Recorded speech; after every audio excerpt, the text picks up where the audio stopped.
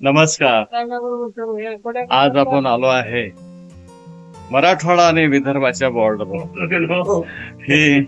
हा सहस्त्रकुंड धबधबा आहे पैनगंगा नदीवर, आणि हे ठिकाण सहस्त्रकुंड म्हणून पूर्ण महाराष्ट्रामध्ये प्रसिद्ध आहे. या ठिकाणी हा जो काठ आहे, दक्षिणेकडला काठ हा मराठवाड्यामध्ये येतो, नांदेड जिल्ह्यामध्ये. तर उत्तरेकडील काठ जो आहे नदीचा, हा यवतमाळ जिल्ह्यामध्ये येतो. आणि ही पैनगंगा नदीवर हा विहंगमय दृश्य असलेला हा सहस्त्रकुंड धबधबा आहे. आणि हा धबधबा आपणास ऊर्जा देतो. प्रचंड ऊर्जा आपल्याला या निसर्गामधून मिळत असते, आणि निसर्गामधून मिळणाऱ्या ऊर्जा आपण अर्जित केली पाहिजे. कारण आपल्याला या ऊर्जेमधून आपल्याला शक्ती मिळते, आनंद मिळतो.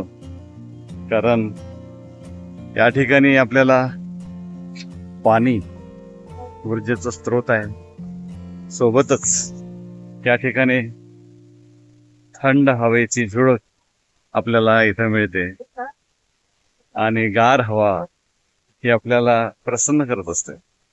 सोबतच सूर्यप्रकाश, आणि या तिन्ही मधून जी ऊर्जा मिळते ही अमूल्य आहे, त्याचं मोल नाही.